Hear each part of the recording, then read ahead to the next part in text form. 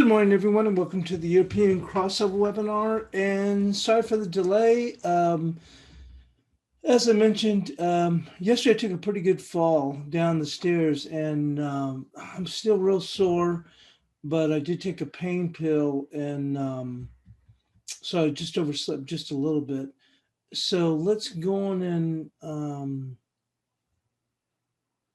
I've kind of moved things around too on my desktop, so you can kind of see things are all. I've tried to make things laid out easier. So we're on this screen. So let's go and take a look where we stand right now with economic data, and then we'll move into the stories and we'll move into the analysis.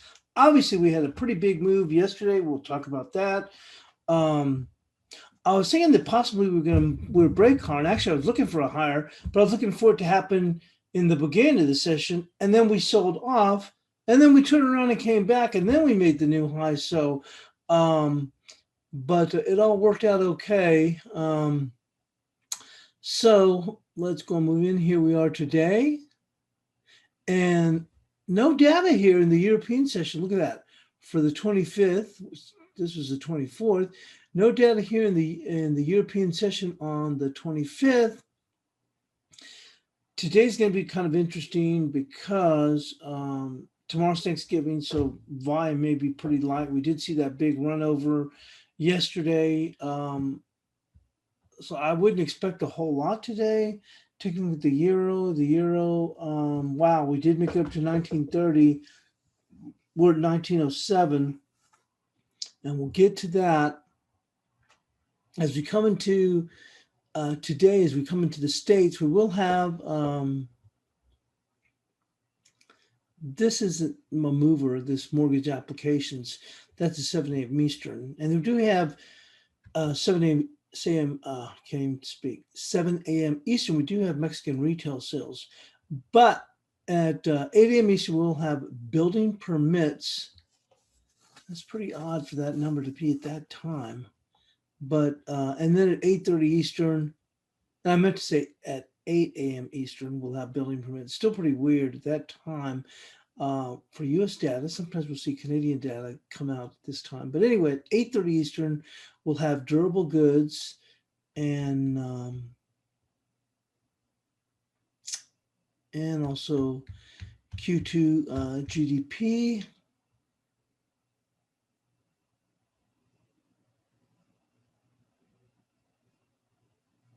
Wholesale trade. Oh, interesting, because tomorrow's Thanksgiving, we're actually going to have jobless claims today. So that's something to be interested in. Personal income and spending, core PCE, and final reading, which shouldn't be that much of a mover, University of Michigan final reading here. So packed day as far as data to a certain extent. As I said, 8 a.m. Eastern, building permits, durable goods at 8:30 Eastern, along with second quarter GDP. That's odd. Oh, the second estimate. Yeah, it's not second quarter because it's third quarter. I was thinking second quarter. Third quarter, but it's the second estimate. So the second look-see at GDP for Q3. And then PCE, core PCE, along with along with wholesale trade, retail inventories. Wow, a lot of data today. Jobless claims, personal income and spending, core PCE, inflation, and final reading for University of Michigan. So there we go there. And we'll just take a look at where we are as far as markets. So bear with me.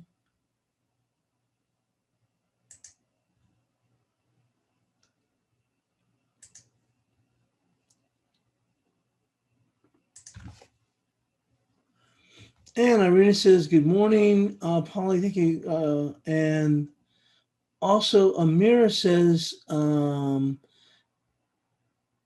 yeah, if you could retype that, Amira, it says Refua Shelma. But I mean, in case you're asking me to take a look at any particular market, I can go and do that for y'all. Yeah, it did take a pretty good fall down the stairs yesterday morning, and but I was pretty sore. And actually, they actually got worse, and I'm still pretty sore on the left hand side. But anyway, that being said, so we're on this data. Hang on.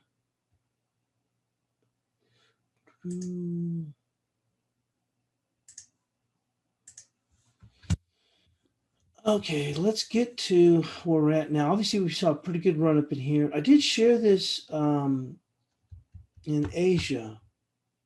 This actually hit to the tick, and I actually shared it right when it was hitting there. You can see here's the 127% extension.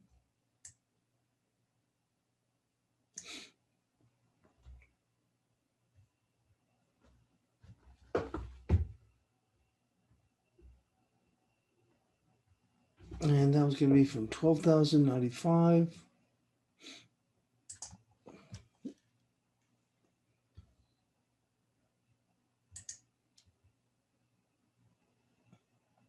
Hit right to the tick. You see that? There, right there.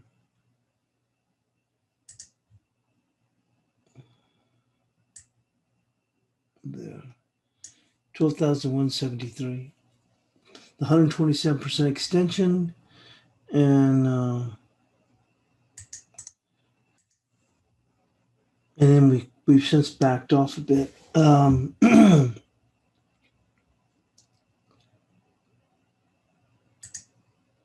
And let me pull in the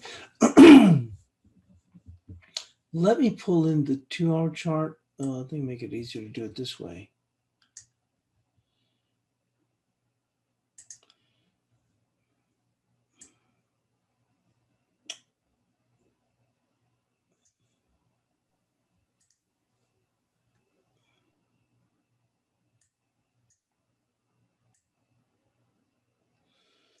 So here's what we were bumping up against in the European session. Let's see, right here. And I thought, okay, the probably has a good chance to break. This move was generated really from the news that Yellen was going to be selected Treasury Secretary. And remember, we talked about this yesterday. We're like, oh, well, but we actually were bumping up in here and we started paring back. I'm like, well, the problem is, I go, it's a little bit late. It's a few days late and a few dollars short, and the market was already pulling back. I'm thinking, so I was still had hopes in the U.S. session. Oh, we're going to break up here, and then it might be like a false breakout, and then we take a dip. Because my concern was, remember, we talked about how the equities had sold off the prior day, so it made it kind of tough. Despite we saw a rally in the Asian session in that evening, not last night, but before, the day before, after the announcement that the GSA, General Services Administration, was going to ascertain, that's what they call it, ascertain Biden had won the election, so he'd get the money, but then also he had selected, the talk was decided on Janet Yellen. We talked about her experience. That was very positive. The market knows her. She has so much experience. I talked about she was on Bill Clinton's chair of economic advisors. From there, she was the Fed head, as you know, for Obama, and now she'd be going as secretary. So she really knew the whole shebang. And so then we come up in the morning and then we just start selling off, which once again wasn't that much of a surprise. It was kind of disappointing. And so we started rolling off lower. And actually, I made money, but I didn't even very, very much as we broke lower because it kind of caught me off guard because I'm thinking, okay, I still gave them the benefit of the doubt. I'm thinking, okay, they're going to hit the stops here. We'll push up in here and then maybe we'll stall and we'll fail back. But they sold off. As we went up in here, actually got short, and then I added another short somewhere in here, and then fortunately I got lucky. I don't know if it was here, but anyway, I got lucky to be able to get out and make a few bucks, and then obviously we took off and we just started going higher and just started squeezing the market. Like, how much further can it go? But you can see we had broken. I had this trend line here. I don't know why I've got that.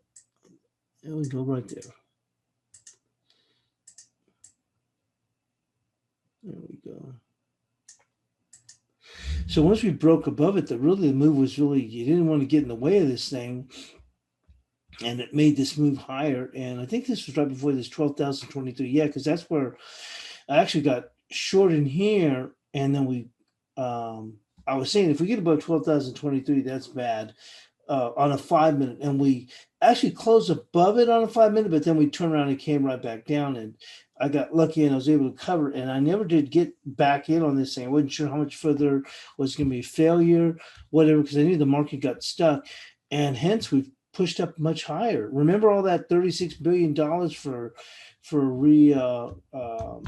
realignment or whatever you want to call it. All that, I guess, got thrown to the wayside. So you can see here on a 2-hour chart, we've broken much higher. Let's take a look at the S&Ps. Same thing, we broke out higher. So I wanted to share this so we can kind of take a look like, what are we standing technically? So once we broke this trend line right here, the door was open for us to move higher. And boy, did we really move higher. Oh, God, my side really hurts. But boy, did we really start to go and take off. So anyway, that's where we stand here. And then we'll fast forward to where we are now. Let me move this out of the way.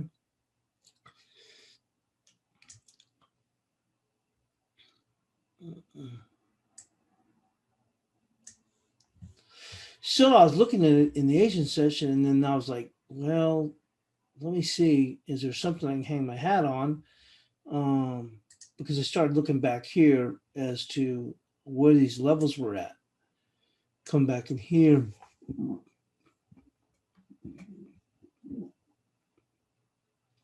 And so I was looking at these two where you'd actually had some key areas where they could move to. And then that brought us right where we're at now. We actually got above it, but this 12,173 offered them a level for them to go to. Obviously, it's a little bit higher here. You got to pull this down. There we go. And this ends up hitting 12,173 to the tick. And then we put pair back. I didn't actually get into any of this. I normally I would have, but because it's Thanksgiving holiday, I'm thinking, I don't know how much these guys are going to get silly because we're pushing higher. They might try and push. I thought, well, this isn't a bad level because when I put it out, I said 12,173 confluence with 12,189. I go, you're not giving much, but the market sat real quiet until much later. Then you can see we broke later. And then I told you I took a pain pill and woke up a little bit late. So it is what it is, but I was just glad not to get out of the way or get run over yesterday. The only thing that was frustrating, as I said, was I thought this move was going to happen. Maybe not this whole move, but I thought the breakout would happen in the morning, and instead we fell off, and I guess the market might have got themselves stuck short, and then we come back, and then we break later on. Just kind of a weird play the way that thing went. So anyway, that being said, we'll go on and cover the news. And we'll get to FX and gold. Man, that got knocked even further. We had been looking, remember for that 1825 to 1827, 1844. It did get down there from a couple of days ago, but the pressure has remained, and so they're really keeping it weaker. Let's get to the news.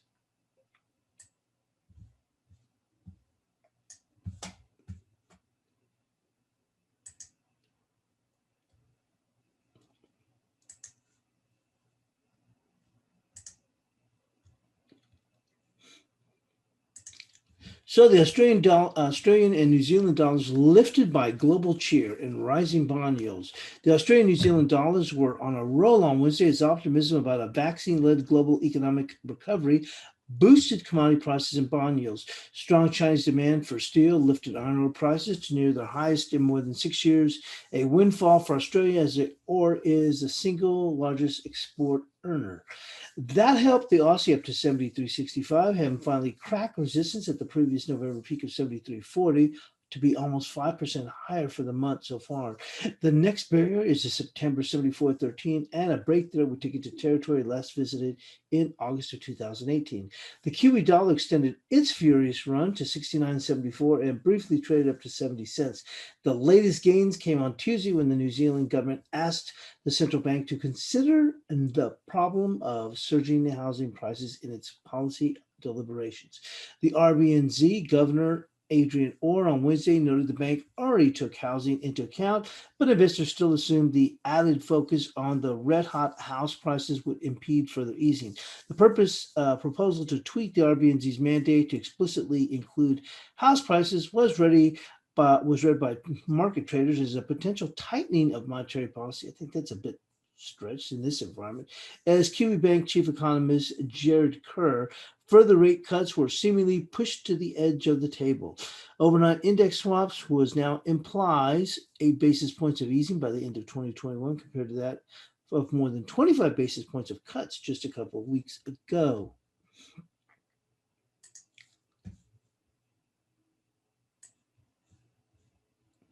And the US dollar nurses losses as investors embrace the riskier assets.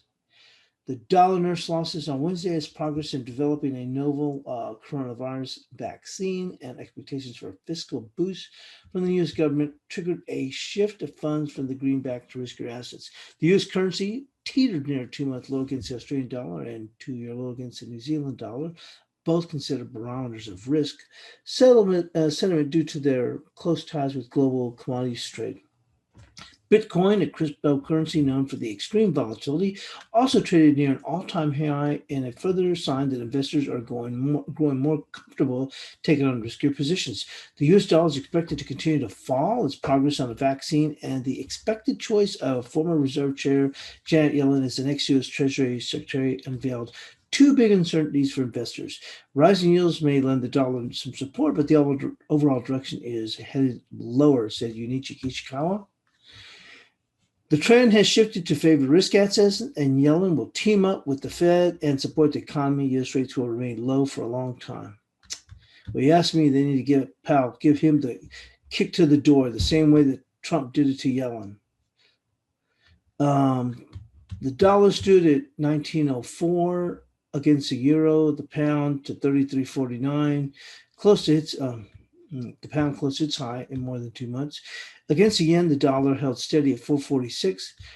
Research suggesting the COVID vaccine will be available before the end of the year was sent U.S. stocks surging to record highs and reduced the appeal of holding dollars as a safe harbor currency. Risk appetite also proved after the Trump administration began cooperating with the president-elect Joe Biden's transition team and after reports that Yellen, an advocate of more fiscal spending, will take the top job at Treasury. The dollar index, pitting the dollar against a basket of 6 currencies, was at 92.12 after falling 4/10 on Tuesday. The anti-party currencies were on the front foot as investors unwound bets for additional monetary easing in both countries, that being the Aussie and the Kiwi. So here we're at now. We had to make that slide. And you can see here, we've already had a pretty good little pullback. Once again, like I said, they pushed them to the, I don't want to say extremes, but they pushed them up pretty good. And then we're kind of like sitting here. But once again, the day before Thanksgiving, most of the selling, I think, would be done. They could dip, like you say, you can see here a little bit further. We're seeing that here. I mean, obviously, it's a buy on dips. The next level, hang on, would be right there.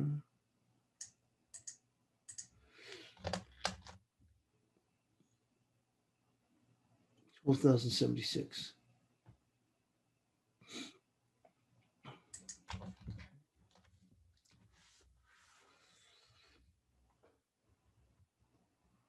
A bit of volume pickup in here. So let's go on and move into the currencies.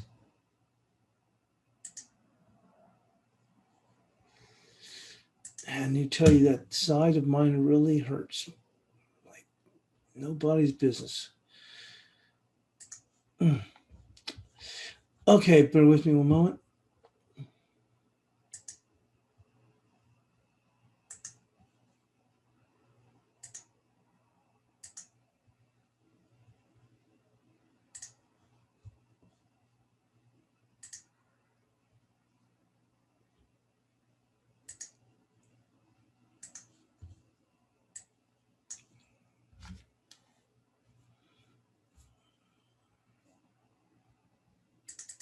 I'm just pulling up the bias chart. Everything's kind of spread around because I moved things around to try and make things easier. Bear with me.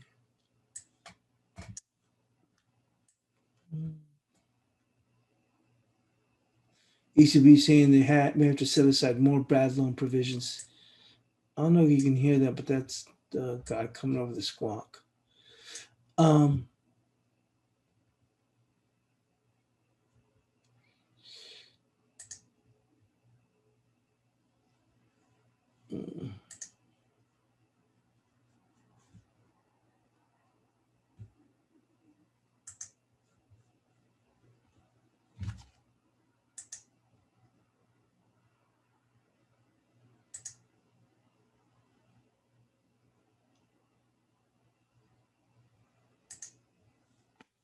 Okay, here we go. Should be on the right screen now.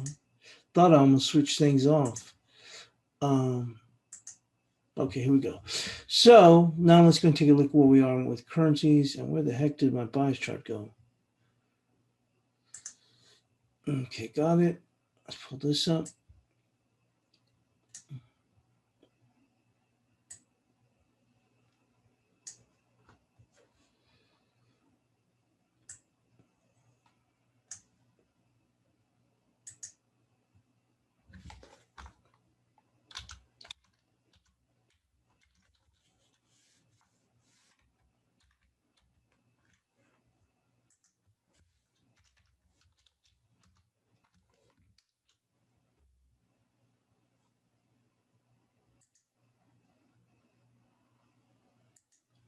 Some concerns about Eurozone housing prices, I mentioned over the squawk.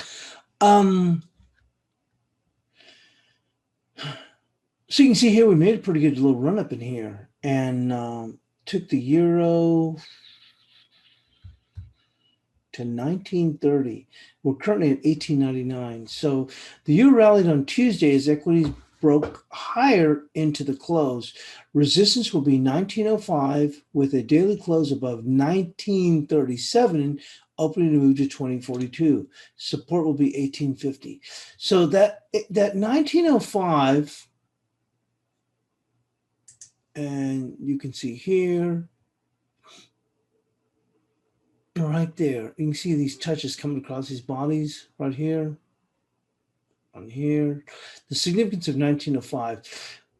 We got above it, but now we're back. Now we're below it, and that's why I like that 1905 as being pivotal. Can't even talk. Pivotal. Right there at 1905.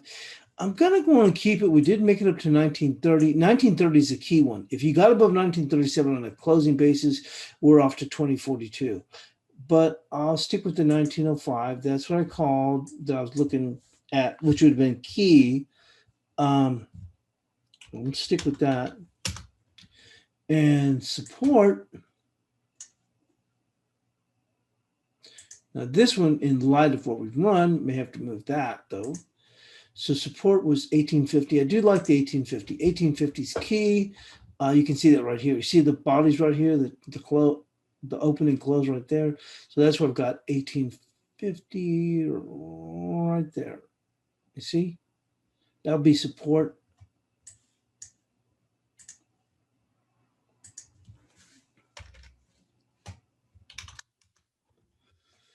Let's go move into the cable now.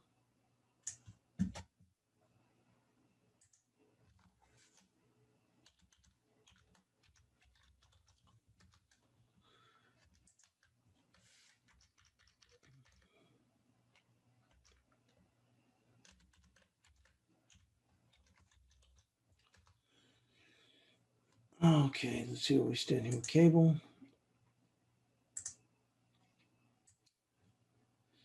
So the cable posted a third successive positive close. You can see this, 1, 2, 3. Resistance remains 33.82. We've seen that right there. With the daily close above that, challenging 34.72. Support will be 32.76.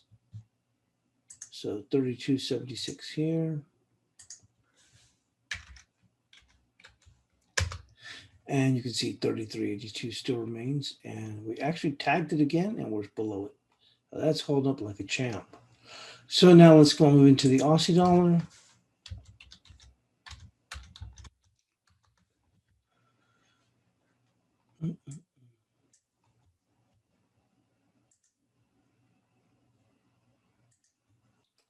So the Aussie closed above 73.30. You can see that right there. Boy, that was a solid close. On Tuesday, allowing for a challenge of resistance level 73.73. Support for Wednesday will be 73.04. So 73.04. 73.73. And we actually made it up to 73.72. Okay, let's go to the Kiwi.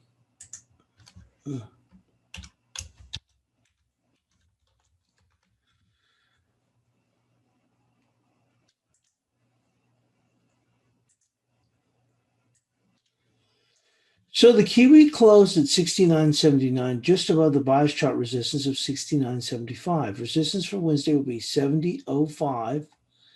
Oh, wow, they made it up to, I guess, just a hair above 70. With support at 69.14.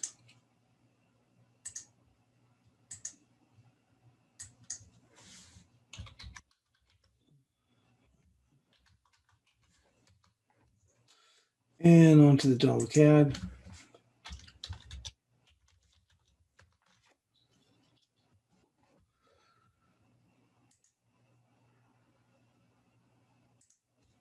So the dollar CAD closed below 130 on Tuesday. Support on Wednesday would be 29.64 with resistance at 30.37. So kind of holding okay here.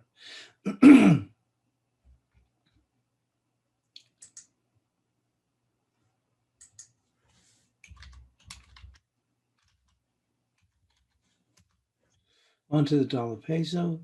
The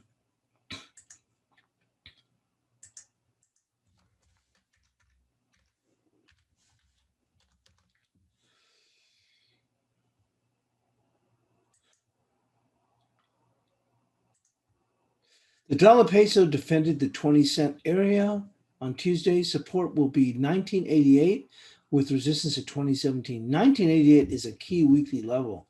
So 1988 with resistance at 2017.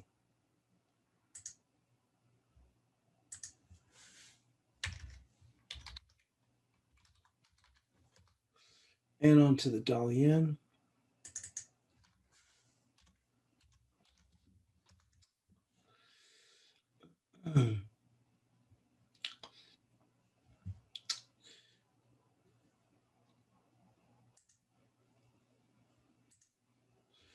Dollar yen posted a medium-legged doji on Tuesday. You can see it right here. Bias chart resistance at 475 did hold. That held to the tick and will remain resistance. Support remains the same at 420. So no changes here from the day before. 420, 475. 475 held it to the pip.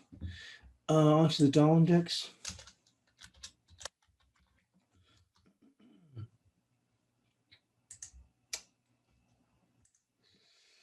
The dollar index finished sub 92.20. Support will be 92.06 with a break of 91.94, opening a slide to the 91.20s. Resistance will be 92.39. So the low was, wow, they made it right to that. They made it to 91.95. I was saying if we got below 91.94, well, watch out, the bottom would fall out. So we'll stick to what we said, which was the 92.06, but that 91.94 was where, and we made it to 91.95.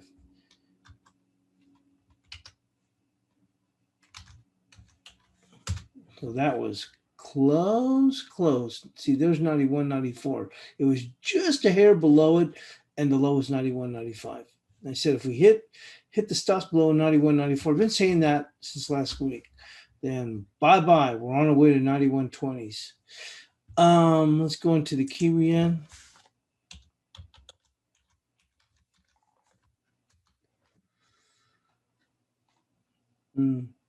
Remember, this is key weekly resistance. 72.77. I'm going to keep that there. We did brush 73, but I'll stick with that 72.77 because that's weekly resistance. Got to keep an eye on that. We'll actually put an asterisk next to that. Even though they got above it, that is key weekly resistance. The same way like on the Kiwi, the dollar. Remember 68.96 was key weekly that held it from the prior week, not just week, but the week before. So, and support 72.15. Support now would be these wicks, 72.27.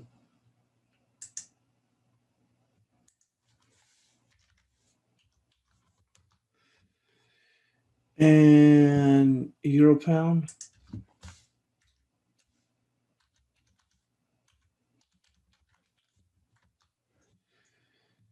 Well, no changes here. Remember 88.75, we've had that since Monday and it's been holding like a champ overall. And on the upside, 89.13. This is held. Only thing is it'll be this body. See the body there? That'll be the will be a resistance, which is 89.29. So we just move this up a hair after they defended that 89.75 or 88.75, I meant to say. Let's go into the euro odd.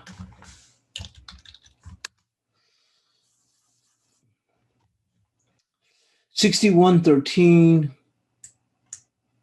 on the downsides. 61.23. That's still held. And on the upside, we had 61.90, and you can see we popped above it. You can see where the resistance would be. You see the body close right there? That'd be at 62.47.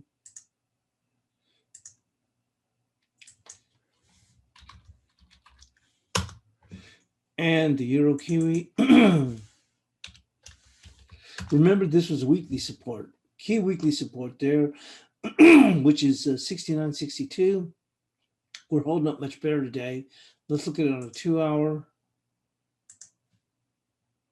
Right there. You see all these touches coming across, like body close, close, close.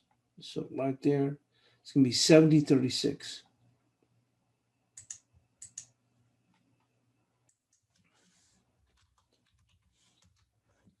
Move into the Aussie yen.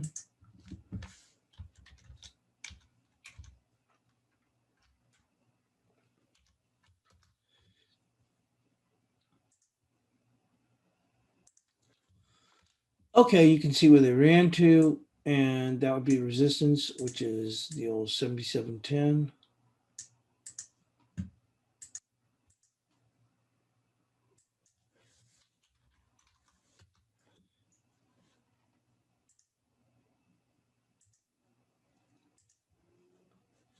And on the support side,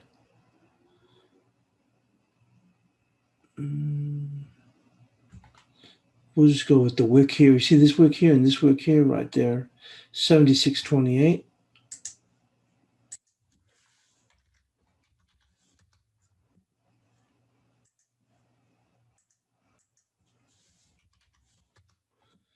Doggone it. The heck?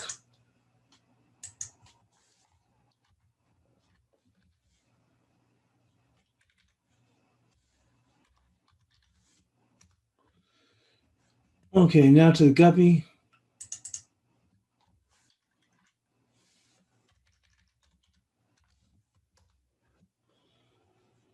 You can see where they tagged, so it's between 39.73.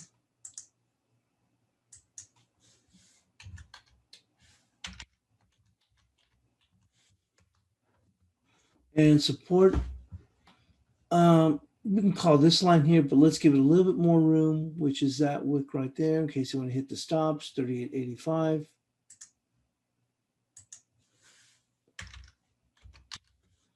And lastly, starting odd.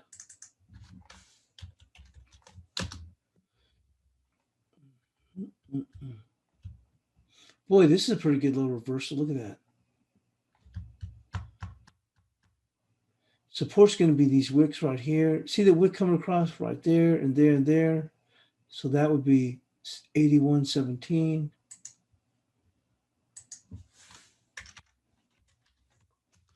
Resistance is going to be the close right there. See the close here and the open there, right there, which is 82.02.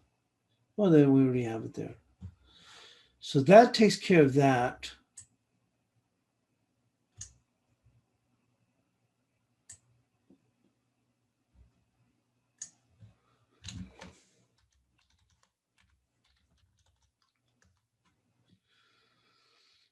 Look at the euro. See that? We're forming a gravestone doji right now. We had that 1905. This 1905 has been working like a champ. I thought that was key. Now they did get above it, but now we're back below it. The 1937 was going to be key for a break much higher. If we were above this and we stayed there, then we're off to 2042. But you can see right now, we talked about how critical the 91.94 was. I mean, the low is 91.95.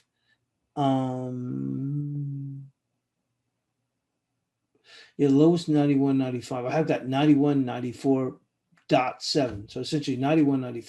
But if we got below 191.94, man, we were on our way for much lower. Let's take a look at the equities.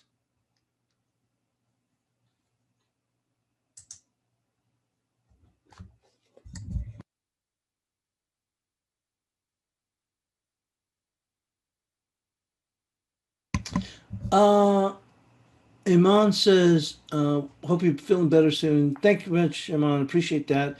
Yeah, I'm pretty sure I guess when I felt, I mean, it happened so fast.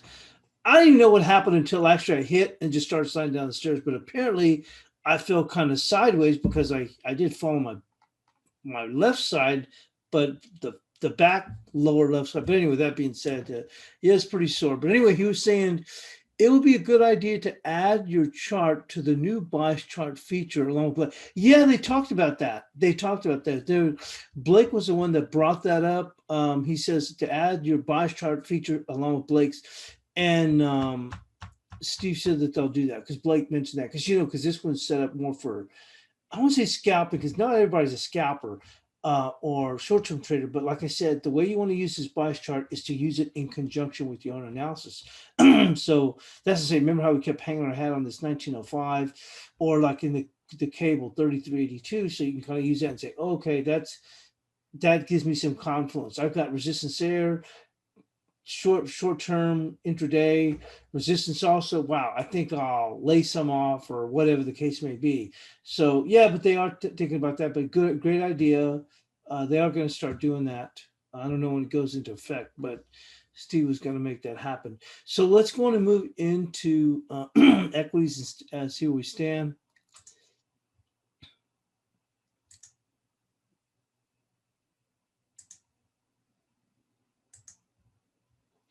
So you can see here on Apple close, and we're still weak. That's what I'm saying. This is kind of surprises me, the move we're seeing in indices, because look, we're still relatively weak. We've come off the lows of Microsoft, but if you look here, look at Amazon, you see, it's not like we're way up in here. That's what kind of confused a bit with this move we're seeing in indices. We did take off, but it's not like everything's gone gangbusters. Google still looks strong, but look at Nvidia. Look how poor that looks. You see? And look at Facebook. We did come off these lows. On the daily, it's 267, but on a 2-hour chart, it's 264, and it hit that 264 to the tick, or whatever you want to call it, and then turn around and hang on.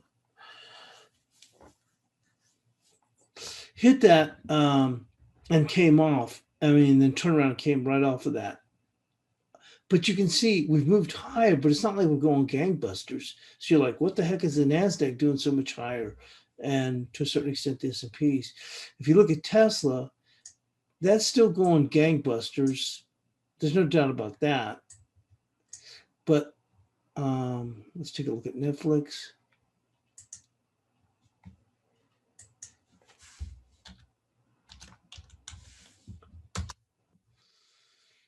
And you see here, we're still much weaker.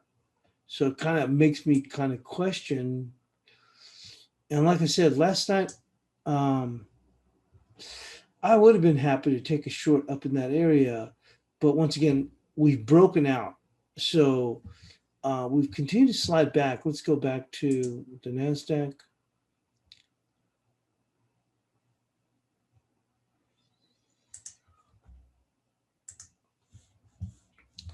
We had a good level here, this 127%. But like I said, I don't like to do stuff in front of a holiday because I wasn't sure. We had literally broken out.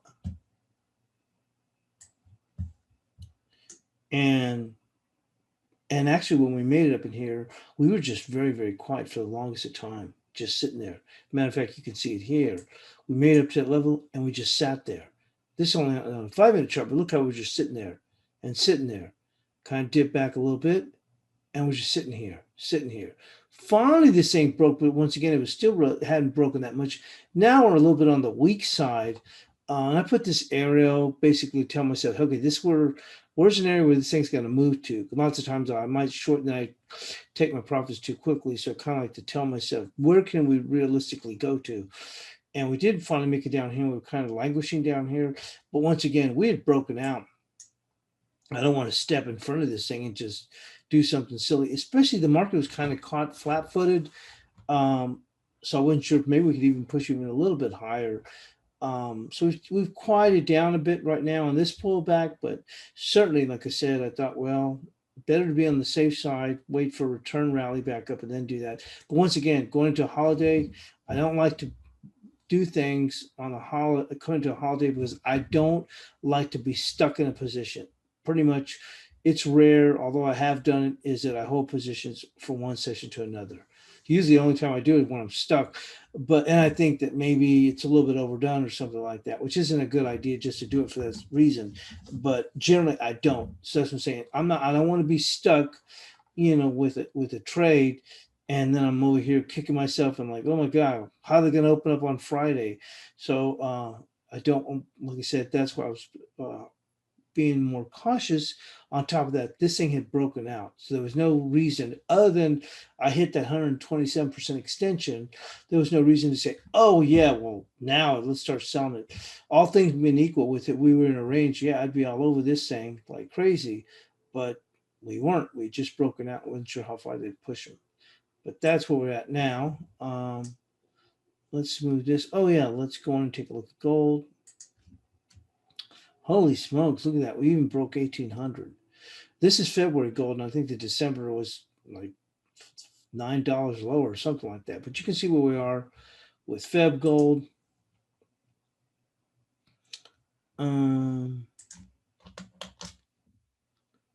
This is actually some pretty good support here. Just notice that you see here, here, and here, and here. That gives it to them right there. Let's mark that off.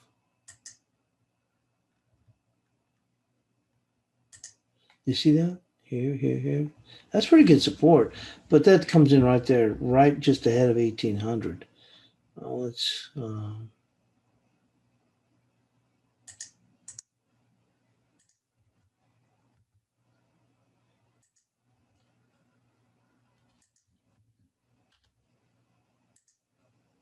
we go. So a little bit of a bounce. There is some resistance coming in right there. You see that? That body. That'd be 1820, which makes some sense to pull back a little bit, but the market's pretty well overdone.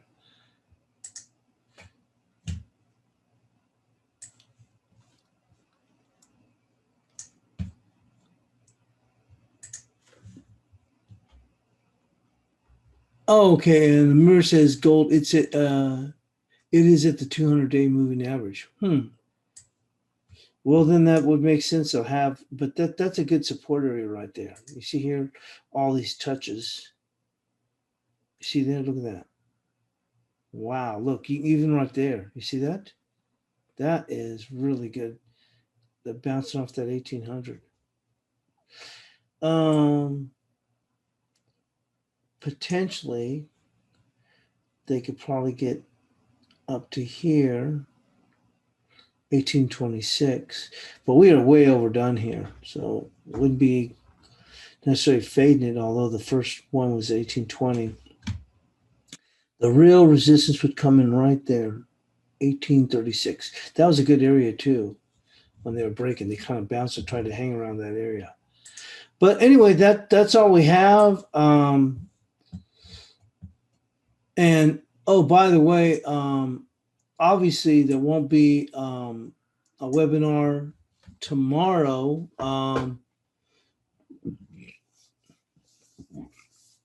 And there may not be a webinar on Friday either. There's probably not going to be any type of movement. Now, if something goes bananas, we will have a webinar. But now that the euro already went above 1900 and now we're back below it, unless we see something really wacko, there's not, volume is going to drop like nobody's business. So once again, like I said, this would be it, unless we see a big move on Friday. I mean, which would be Thanksgiving night into Friday morning. That would be it here. Yeah, he's also, Amir was saying that was also the case with natural gas. We can take a quick look there.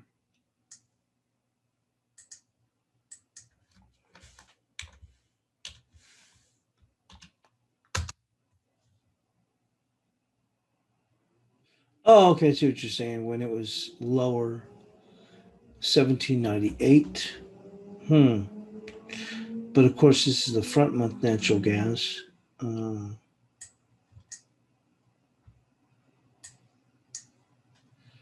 They must have rolled it over. Look at this. What the heck?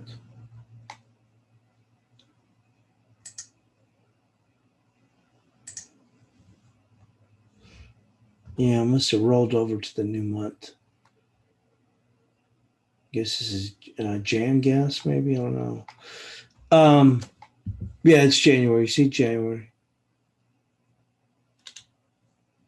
You could actually, to know exactly what would be.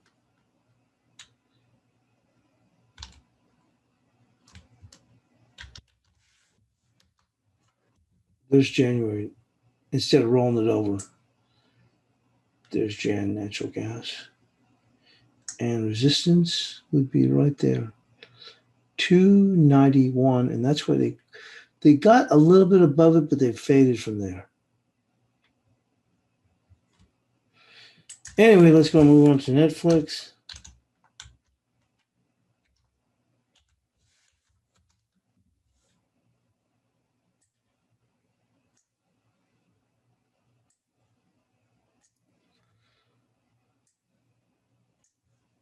And with that, that'll be it. We'll get the bias chart posted and we'll see you in the chat room.